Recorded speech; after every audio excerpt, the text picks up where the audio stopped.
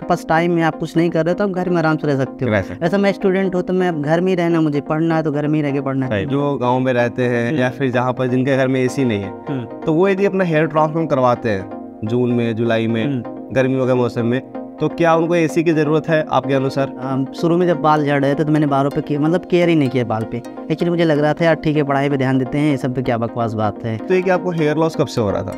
Actually मुझे hair loss मतलब कि इस पे खर्चा ज़्यादा है और स्टूडेंट लाइफ में वो सब हो नहीं सकता। मैं थोड़ा सा होम ट्यूशन भी पढ़ाता हूँ तो बच्चे भी पूछ रहे हैं कि सर आप हमेशा कैप ही क्यों लगा घूमते हैं, हमेशा कैप में क्यों रहते हैं, आप कैप क्यों नहीं निकालते हैं। फार्मर फैमिली से आप बिलोंग करते हो और आपने हेयर ट्रांसप्लांट के लिए सोचा, यही बहुत बड़ी बात है कि जब भी कराना है कि आपके थ्रू कराना है, नहीं तो नहीं करवाएंगे, कराएंगे तो आपके थ्रू। किसी का जुलाई में एग्जाम हो, जून में करवाता है, तो क्या उसको ट्रांसप्लांट करवाना चाहिए, नहीं करवाना? नहीं।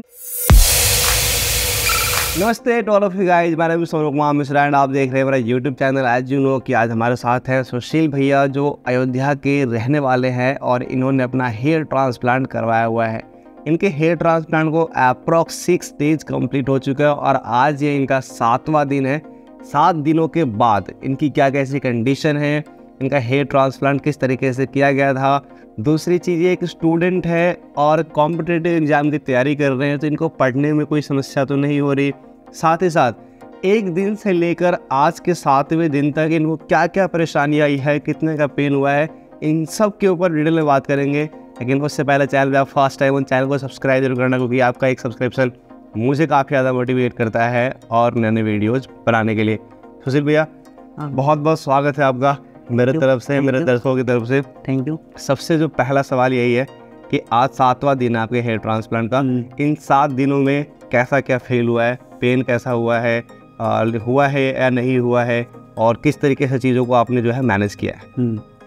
नहीं देखिए सुनो भैया, मतलब कि स्टार्टिंग से अभी तक अगर हम आपको बताएं तो हमें पेन का तो अनुभव ही नहीं हुआ मुझे। बहुत बढ़िया। मतलब ज़्यादा अनुभव, मतलब शुरू में जब पहले दिन जब मेरा मतलब कि हुआ था तो हल्का फुल्का मेरा सिर थोड़ा सा भारी लग रहा था कि कुछ मतलब कुछ रखा है जैसे, हाँ जैसे लगता है कि जैसे कैप रखते हैं, थोड़ा सा लगता है कि वैसे लग रहा था। फिर 1-2 दिन वैसे लगा था, फिर तीसरे दिन नॉर्मल हो गया था। मैं नॉर्मल जैसे हमेशा रहते हैं वैसे ही मैं नॉर्मल हो गया था।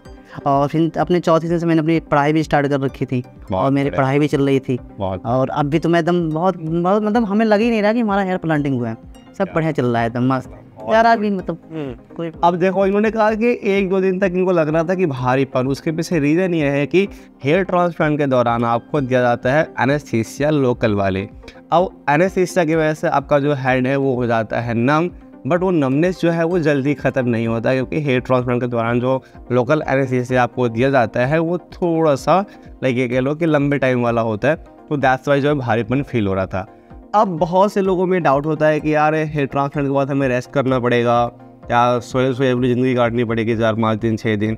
तो इसके ऊपर थोड़ा सा प्रकाश डालो क्योंकि आपके 7 दिन हो गए, तो इन दौरान जो है कुछ ऐसा फील हुआ कि नहीं मुझे घर में ही रहना है? मुझे ऐसा नहीं मतलब लगा कि नहीं घर में ही रहना है। जैसे अगर आपके पास टाइम है, आप कुछ नहीं कर रहे हो तो आप घर में आराम से रह सकते हो। ऐसा मैं स्टूडेंट हो तो मैं घर में ही रहना, मुझे पढ़ना है तो घर में ही रह के पढ़ना है, तो मैं घर में ही रह के अपना काम कर ले। बाकी अगर आप चाह रहे हो तो आप बाहर जा सकते हो, कोई प्रॉब्लम नहीं। 2 दिन के बाद आप आराम से घूमिए कहीं। और आपके इस रूम में एसी लगा हुआ है? नहीं, इसमें कुछ भी नहीं, पंखा है, केवल फैन है और कुछ भी नहीं है। और दूसरी बात क्या है कि यहाँ लाइट की समस्या बहुत ज़्यादा आती है, हमेशा लाइट कट जाते हैं यहाँ पर। अच्छा। हाँ, तो वैसे मैंने तो पंखी हमारी मैंने चला के मतलब सिर पे पसीने तो कोई दिक्कत नहीं होती। तो मान लो अब जो गांव के लोग हैं जो गांव में रहते हैं या फिर जहाँ पर जिनके घर में एसी नहीं है, तो वो यदि अपना हेयर ट्रांसप्लांट करवाते हैं जून में, जुलाई में, गर्मियों के मौसम में, तो क्या उनको एसी की ज़रूरत है आपके अनुसार? नहीं, एक्चुअली मेरा मानना, जैसे मैं भी जब कराने वाला था तो मुझे भी लग रहा था मुझे ठंडी में करवाना चाहिए। अच्छा। क्योंकि गर्मी के समय में हो सकते हैं चोट लगेंगे, गर्मी के समय में चोट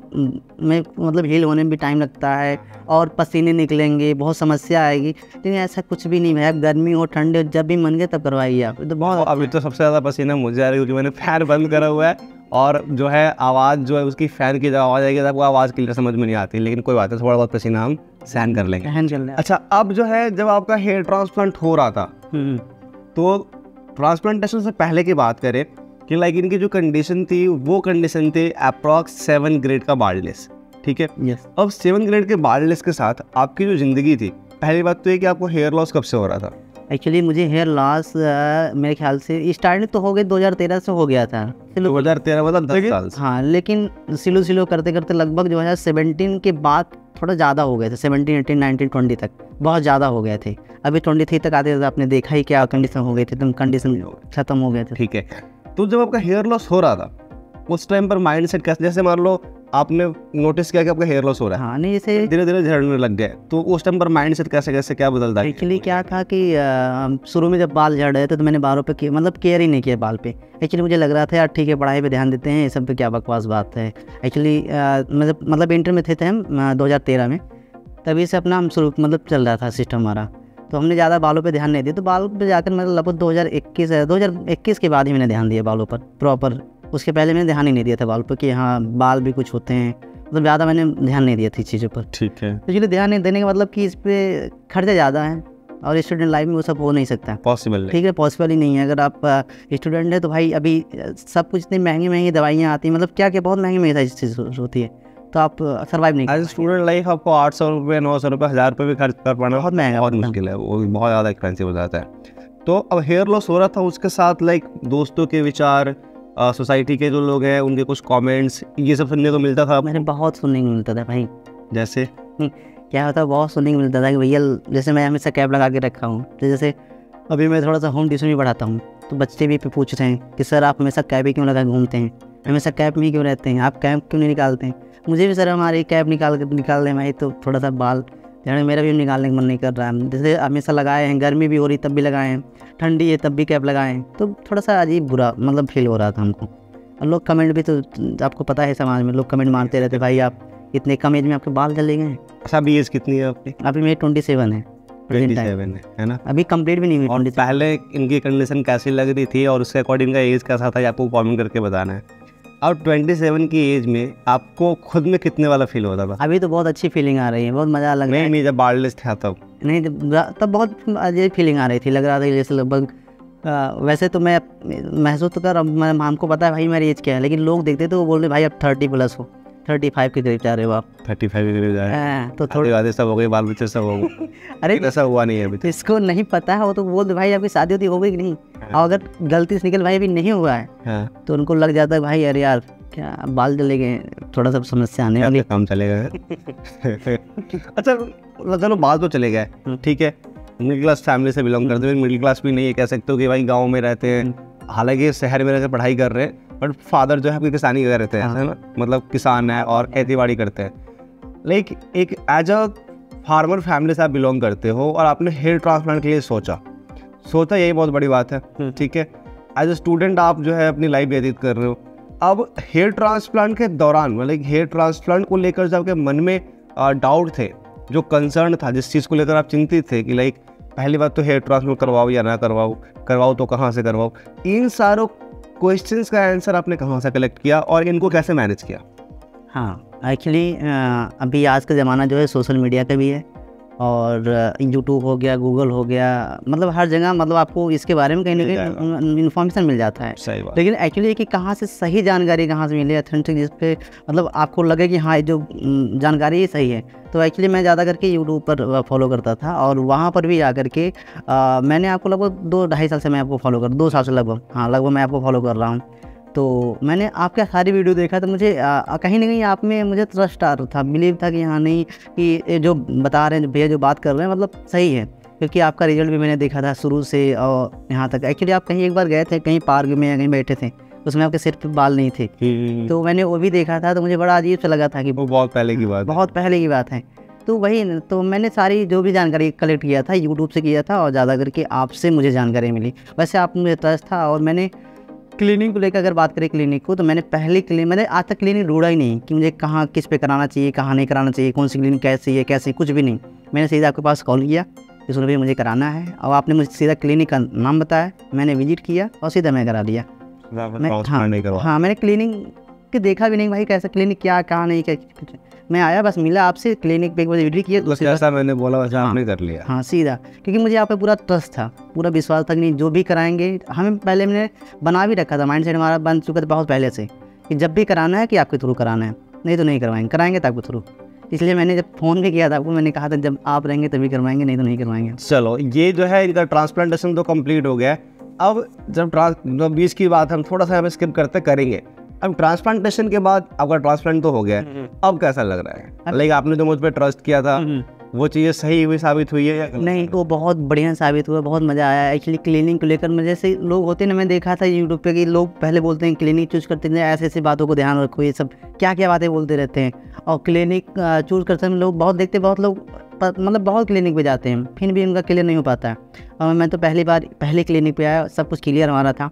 और मतलब क्लिनिक पर जब मतलब मैं आया था फर्स्ट दिन, तभी मुझे लग गया था नहीं क्लिनिक बढ़िया है, अच्छा, क्योंकि वहाँ के जो स्टाफ थे बहुत अच्छे थे, मतलब पोलाइटी बात, मतलब बढ़िया लग रहा था वहाँ उनको विजिट करके। और उसके बाद जब दूसरे दिन मैं आया अपने हेयर प्लांट के लिए, तो वो भी बहुत बढ़िया था, फिर हुआ भी हमारा बहुत अच्छे से, और मुझे पता भी नहीं चला। सबसे बड़ी बात है कि मैं सोया लगभग 7 से 8 घंटे हमारी चली, लगभग 9 घंटे मेरे करीब चली थी। अच्छा, हाँ करीब, वही 5 बजे से लेकर लगभग 2 बजे करीब चली थी, तो लगभग 8 से 9 घंटे चली थी। और मैं 7 घंटे लगभग मैं सो गया था। 2 घंटे जग रहे हैं?